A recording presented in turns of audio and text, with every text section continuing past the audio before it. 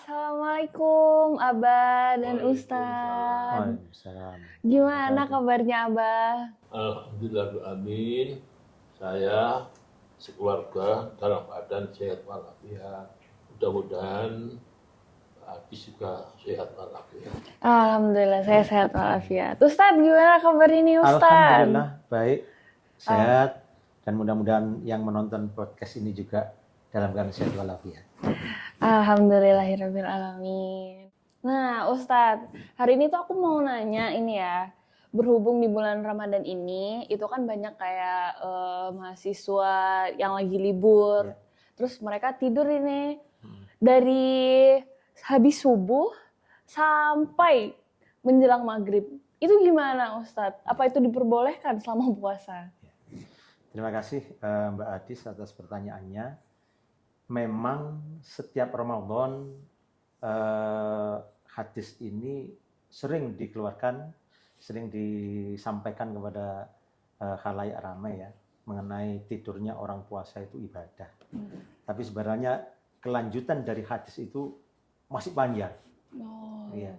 Jadi seperti yang disampaikan oleh Rasulullah, riwayat Baihaqi, an-naumu syiyam ibadatun. Tidurnya orang puasa itu ibadah.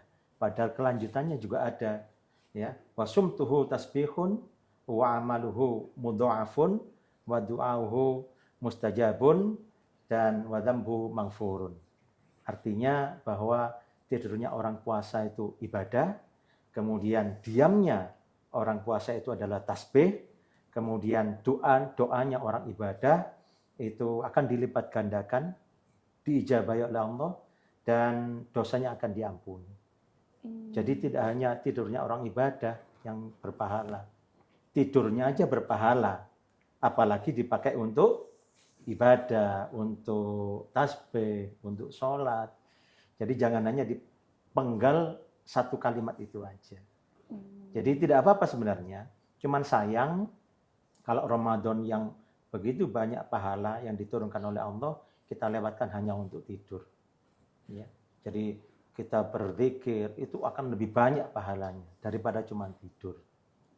Doa, apa yang kita hajatkan, kita panjatkan doa-doa kita kepada Allah agar di Ramadan ini semua hajat kita didengar, dikabulkan oleh Allah Subhanahu wa taala. Seperti itu.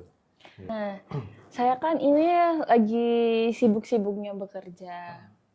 Tapi di bulan Ramadan ini saya juga ingin lah menyempurnakan ibadah saya, melengkapi ibadah saya. Nah, tapi kalau malam itu saya tuh sudah capek Ustadz. Nah itu gimana ya saya harus menyikapinya? Kenzi Mbak Adis ya, Iya. yang kerja getol untuk masa depan gitu ya. Iya Ustadz. Jadi gini, Islam itu indah dan Islam itu mudah. Jadi selama ketika siang mencari nafkah, bekerja, panjenengan niati untuk ibadah, insya Allah itu akan sudah dicatat oleh Allah sebagai pahala tersendiri. Dan juga akan dilipat gandakan di bulan Ramadan ini. Jadi semampu Mbak Adis nanti malamnya bagaimana? Syukur-syukur bisa ikut taraweh, kemudian malamnya qiyamul lail, itu sudah alhamdulillah. Tapi kalau seandainya setelah kerja, pulang setelah buka puasa capek, insya Allah Allah tidak akan mengabaikan kerja panjenengan yang di siang hari. Jadi Islam itu sangat mudah dan sangat indah. Gitu ya. Jadi semampu Mbak Adis bagaimana? Syukur-syukur pagi sampai sore kerja, kemudian buka puasa, ikut taraweh, alhamdulillah akan berlipat-lipat pahala yang panjenengan atau Mbak Adis dapatkan. Tapi kalau setelah kerja kemudian capek, tidak bisa ikut taraweh, ya nanti mungkin taraweh sendiri. Insya Allah itu sudah akan dicatat tersendiri oleh Allah Subhanahu wa taala.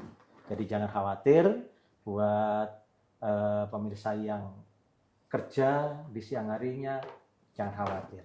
Itu akan dicatat oleh Allah Subhanahu wa taala sebagai ibadah. Yang penting ketika bekerja diniati untuk beribadah kepada Allah Subhanahu wa taala. Saya pikir itu jawabannya. Wah, alhamdulillah. Berarti selama ini saya bekerja itu juga tidak sia-sia di bulan Ramadan ini. Ya, insya Allah. Tapi yang penting ketika bekerja tetap harus diniati ibadah kepada Allah Subhanahu wa taala. Wah, Masya Allah sekali ya jawabannya. Menenangkan hati sekali nih. Semoga jawaban ini juga akan menenangkan hati penonton-penonton yang ada di rumah juga ya. Sekarang aku punya pertanyaan ini buat Abah. Nah, Abah, banyak nih teman-teman muda ini yang masih bingung apa perbedaannya haji dan umroh. Bisa nggak tolong Abah jelaskan? Jadi perbedaan haji dan umroh dari segi hukum. Kalau haji itu diwajibkan seumur hidup sekali bagi yang mampu dengan istilah istitoah. Kalau umroh itu sunnah. Jadi berapa kali aja kita tetap disunahkan. Jadi itu hanya perbedaannya. Cuma saya jelaskan bahwa di Mabrurah itu ada 3 lembaga. Pertama, KPIH. Dulu Mabrurah itu diawali dengan adanya KPIH. Kemudian ditingkatkan menjadi penyelenggara umroh, ditingkatkan lagi menjadi penyelenggara ibadah haji khusus yang dulu namanya Haji Plus, sekarang diganti Haji Khusus. Jadi Mbak Adis, perbedaan antara umroh dan haji itu, kalau tadi Pak Wahab sudah menjelaskan wajib dan sunnahnya, kalau secara hukum pelaksanaannya, itu kalau umroh cuma 4 rukun aja. Salul, ikhram, tawaf, sa'i, dan tahallul. Cukup itu aja. Tapi kalau haji, ada wukufnya, rukun, kemudian ada mabit di Mina, mabit di Musdalifah, ada kemudian tawaf ifadah, ya. Jadi ada lontar jumroh juga. Itu pelaksanaannya agak banyak. Itu jadi perbedaannya itu. Kalau umroh mungkin 1 hari selesai. Kita mikot pagi, siang sudah selesai. Tapi kalau haji tidak, ya, tergantung dari waktu juga. Kalau umroh bisa dilaksanakan kapanpun. Tapi kalau haji harus dilaksanakan di bulan Dzulhijjah. Mulai tanggal 9 Dzulhijjah sampai dengan tanggal 13 Dzulhijjah. Aku punya pertanyaan lagi nih, Bah. Apa sih perbedaannya haji bersama Mabrurah? Ini sebelumnya saya jelaskan bahwa di Mabrurah itu ada 3 lembaga. Pertama KPIH, nomor 2 sebagai penyelenggara umroh, yang ketiga penyelenggara haji khusus, yang dulu namanya penyelenggara haji plus. KPIH ini penyelenggaranya adalah pemerintah, Mabrurah sebagai pembimbing aja. Kalau umroh penyelenggaranya adalah Mabrurah. Yang ketiga, haji plus atau haji khusus itu penyelenggaranya adalah Mabrurah juga. Tapi selama ini alhamdulillah baik di KPIH-nya maupun di umrohnya maupun di haji plusnya, saya belum pernah mendengar ada komplain.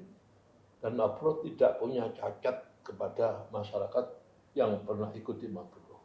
Selalu dibimbing, diperhatikan fasilitasnya, diperhatikan bimbingannya, ada istilah sampai ke kamar mandi pun itu akan diantar oleh petugas Mabrurah.